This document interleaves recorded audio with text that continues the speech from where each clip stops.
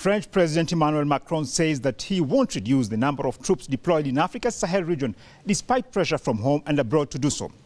Macron made the remarks after talks in February with leaders of the 5 Sahel countries. Tighten our grip on the 3 borders, especially with the Chadian battalion, but starting from the coming days and weeks to lead concrete operations in this zone to regain control.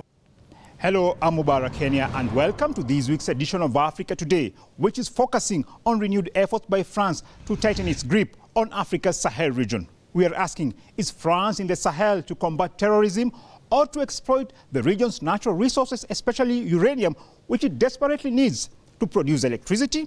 In the second part of our program, we shall go deep into Africa's Great Rift Valley and see how Kenya has become Africa's #1 geothermal energy producer and among the top 10 in the world. Now we're in Olkaria, and this is where we have the geothermal power plants, the biggest plant in Africa.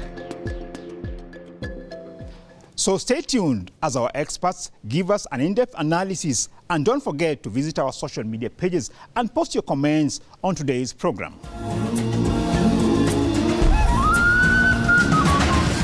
French troops and Sahel uranium. The Sahel is a vast African area with a population of almost 100 million people across 5 countries: Burkina Faso, Chad, Mali, Mauritania, and Niger, which form the G5 Sahel.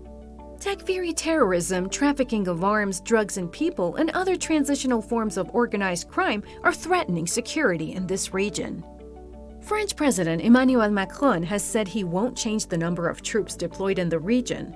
Currently, France has deployed at least 5,100 troops in the Sahel region. Macron made the declaration after February talks with the leaders of the G5 Sahel grouping. He described any rushed exit as a mistake.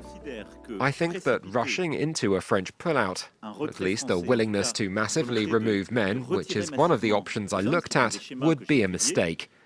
And that's the fruit of the discussions I've had with each leader. On paper, the French military is currently in the Sahel to fight terrorism. But others say the real reason France continues to risk the lives of its troops in this region it once colonized is to protect French economic and geostrategic interests, especially exploitation of the gold and uranium mines. Now, for more on this, we have contacted Daniel Lazar, a New York-based journalist and author. Thanks a lot for your time, Mr. Lazar.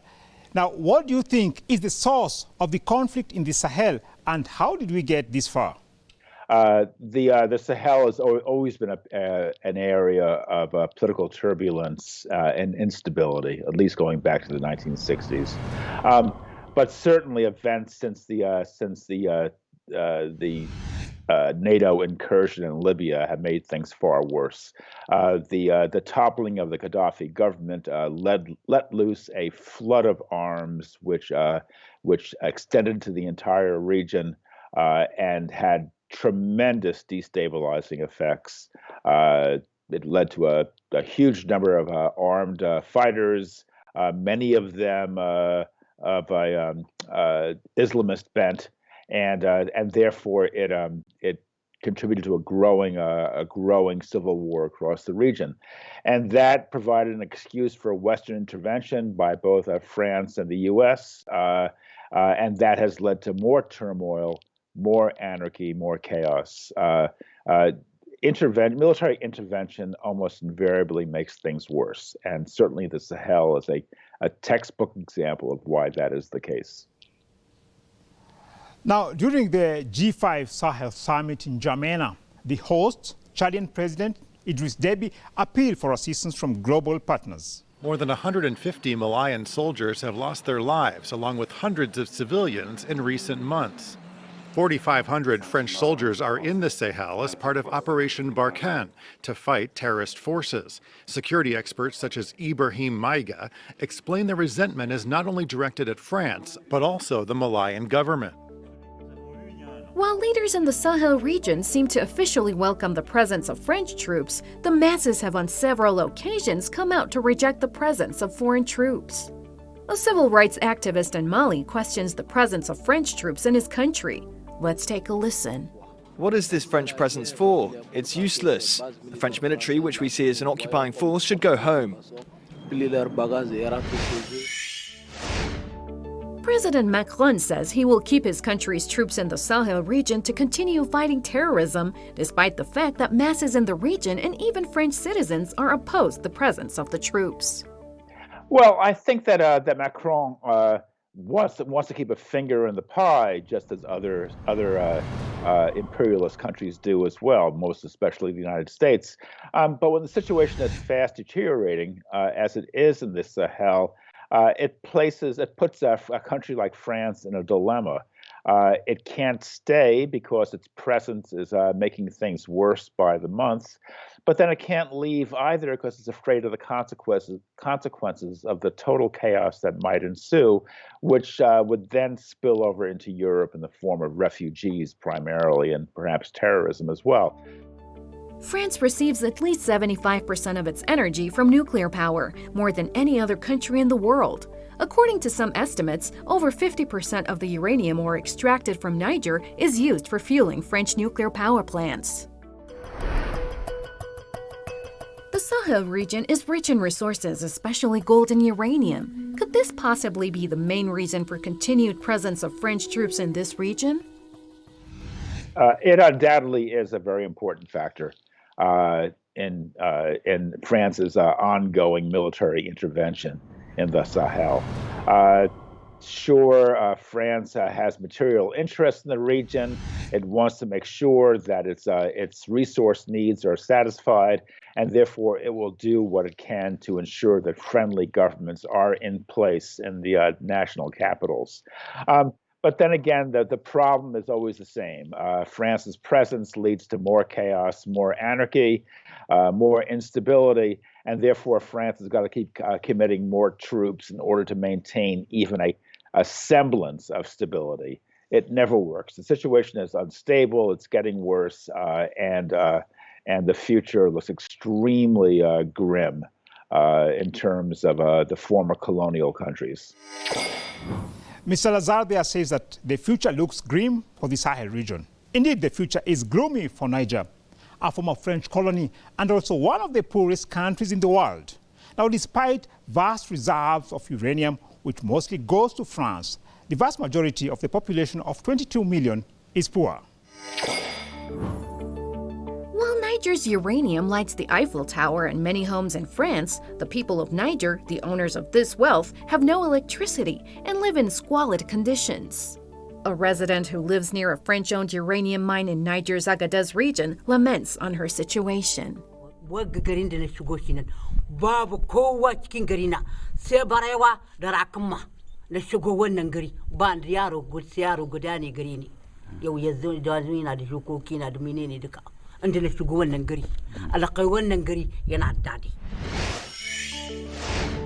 Selling natural resources is the right of any country. However, Sahel countries languish in poverty despite having strategic resources such as uranium and gold.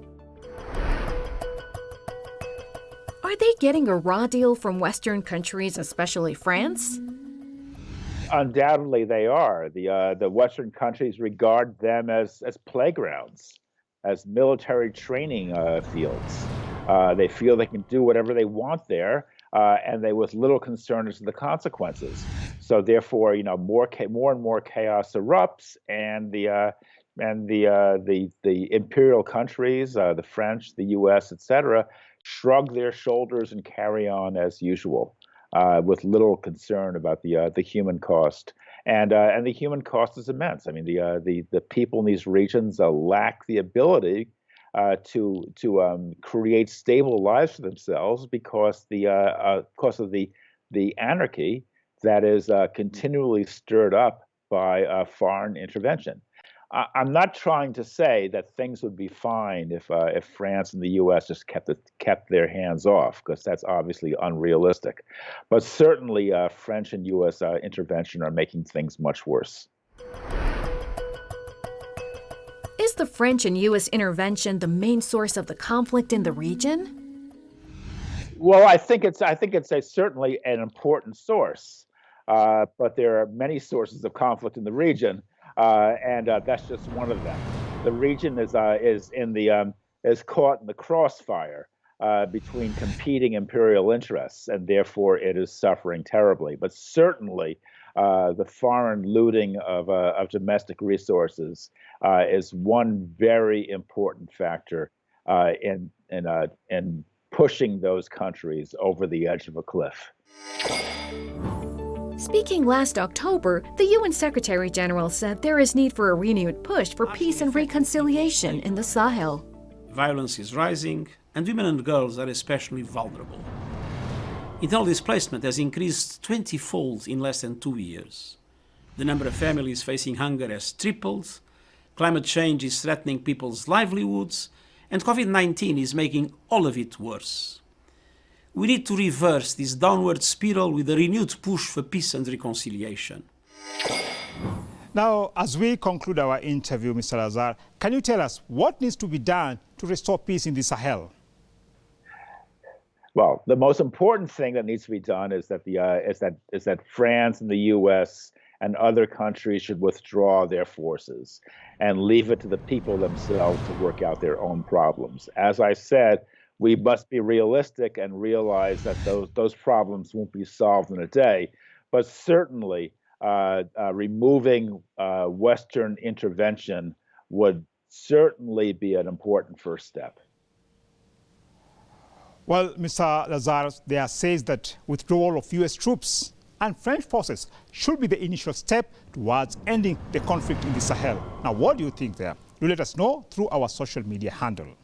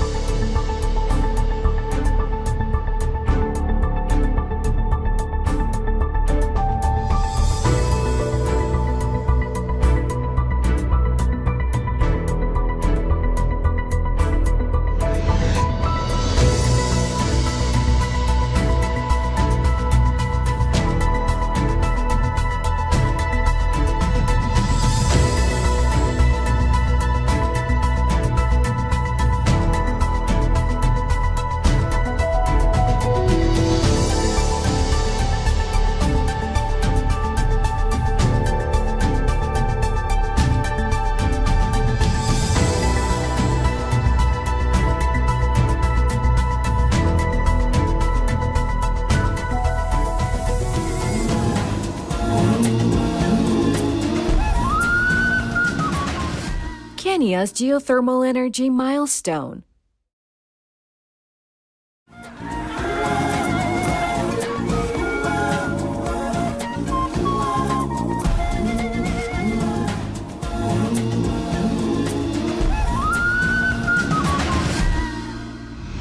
Geothermal energy is heat within the earth.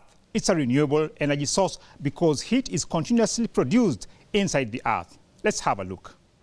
Geothermal power plants work like this. Pockets of water deep beneath the earth are superheated by magma or melted rock. The water is piped to the surface where boiling hot steam powers generators. There's little pollution and the supply of electricity can last for generations. That's because when the water is cooled, it's returned to the underground reservoir so the process can be repeated over and over again. Kenya's Rift Valley region contains substantial geothermal energy, enough to power the country and beyond. The country has tapped this renewable energy and is now Africa's largest producer of geothermal energy and among the top 10 in the world. The current installed geothermal capacity in Kenya is 823 megawatts. With the untapped potential of 10,000 megawatts of geothermal energy, Kenya is on track to join the club of 4 countries with an installed 1,000 megawatts capacity or greater. For more on Kenya's progress in utilizing geothermal power to power its economy, we have contacted Simon Kiragu, an energy practitioner and youth advocate. Now, thanks for your time, Mr. Kiragu. How has Kenya been able to develop into a leading geothermal energy producer in the world? First of all, a major plus for us is the spectacular geological feature that we have, which is the Rift Valley.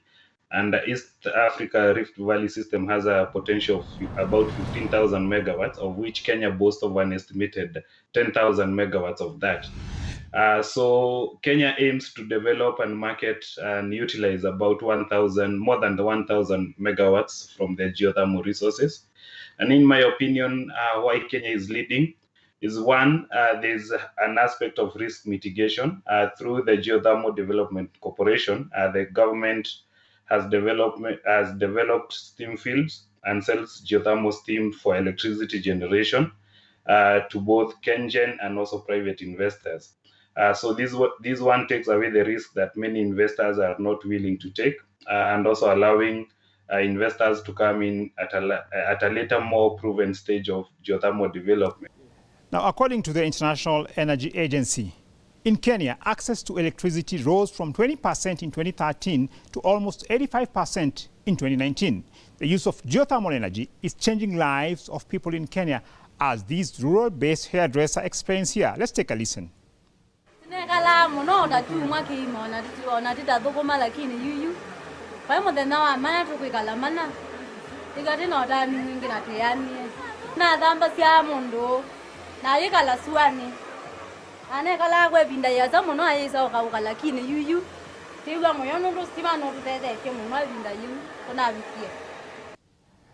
Mr. Muigai Kiragu, can you elaborate on how the use of geothermal energy has impacted on the economy and the daily lives of people, especially in terms of eradicating poverty? By last year, geothermal accounted for more than 50% of the electricity generated in Kenya, and this has lowered the cost of power between 20 and 35% for both domestic and industrial consumers, respectively. So in this aspect, it has translated to the cost of doing business. Cost of power reduction will result to fairer cost of products, which will be felt by consumers. So also in terms of geothermal energy, over the recent years, there has been impacts like, for example, it has boosted tourism through the medicinal spas that we have in Naivasha. And also we have other economic models that are being currently piloted, which are going to have a ripple effect with the economy. Like, for example, using the geothermal energy for milk pasteurization, aquaculture, greenhouse heating. We have also heating of fish ponds. Clearly, geothermal energy is having positive impact on the lives of the people in Kenya. Kenyan President Uhuru Kenyatta has been at the forefront of his country's quest for clean and renewable energy. At a groundbreaking ceremony for the Olkaria 5 geothermal power development project built by 2 Japanese firms and 1 Kenyan, Kenyatta voiced support for public-private sector partnership in such projects. We should allow the private sector to also engage so that through that public-private partnership, we are able to faster achieve our objectives of being energy self-sufficient, reliable power, cheap power, clean power, in a much faster time than the period that we've set ourselves for 2030. So mine is to really thank everybody who has been involved, the government of Japan, the government of China. As we know, geothermal exploration is risky and capital intensive. How has Kenya been able to overcome this challenge? Indeed, geothermal exploration is capital intensive. Like, for example, drilling a 50 megawatts well cost about approximately 30 million USD at the testing phase, and also it takes about 3 years. So along the way, Kenya has received support from bilateral development, whereas like organizations like the United Nations are being instrumental in facilitating training of our engineers through the United Nations Geothermal Training Program. So, for example, last year but one, the Geothermal Development Corporation received about 2 billion from the Exchequer, which is in Kenya shillings, and towards capital expenditure, and about 4 billion for steam sales and exchequer recurrent budget. So GDC has also further embarked with support from financing partners like African Union Commission through the Geothermal Risk Mitigation Facility. The United Nations University has a postgraduate training program aiming at assisting developing countries in capacity building within geothermal exploration and development. The director of the United Nations University Geothermal Training Program speaks here on the importance of training in this sector. If you want to have a serious development, you cannot only do it through consultants. You have to know yourself what you're doing. That's a key thing to a real success in geothermal development. Do Kenyans have any technical expertise to produce geothermal energy or have to rely on foreign companies? And what steps have been taken to build indigenous capacity? Of course, Kenya does have technical expertise, and sometimes they also have partnerships with some foreign countries to build the skills. And currently, Kenya has a hub is a hub for skills, capacity, and technology transfer, and it boasts of a Geothermal Center of Excellence, which is the Geothermal Development Corporation's in-house training facility, which was founded as a response to an existing regional skills gap in the geothermal energy subsector. So the center offers comprehensive peer-reviewed programs in all aspects of geothermal energy development. And also the Center of Excellence aims to upgrade the competence level of geothermists in the region through formal training of students, regional conferences where geothermists can share experiences, publications of biannual scientific journals that will document scientific developments in the geothermal subsector within the region. Now, Mr. Muigai, you have talked there about Geothermal Energy Center of Excellence in Kenya. Now, are other regional countries with geothermal energy potential benefiting from Kenya's experience? We have countries where the geothermal programs, where we have partnered with, like, for example, Djibouti, to have geothermal engineers trained at the Center of Excellence, and investing in these in expert with considerable experience in geothermal exploration and also drilling, and they will be able to build the capacities of teams within working with the projects. Like, for example, if I can add a little bit, we have also been able to benchmark with other countries for development of geothermal sites and projects. For example, Kenya has been working with a number of countries that include Kenya, that include Uganda, Tanzania, Djibouti, South Sudan, Zambia, and Comoros. So these paradigm shifts has been able to cement Kenya's position as the ideal skill, capacity, and technology partner to other African countries. Thank you for that, Mr. Kiragu Muigai, energy practitioner in Kenya, for that insight. However, Kenya's geothermal energy production comes with its own challenges to the pristine environment and the local Maasai community. We live a nomadic life system. We move from one place to another looking for pasture. We are fully dependent on livestock. We don't cultivate. Because of the pipeline network crossing from one corner of the locality to the other, that denies the access of animals to certain areas. While traditional ways of life and the environment cannot remain unaffected by development projects, geothermal power remains greener than most alternatives.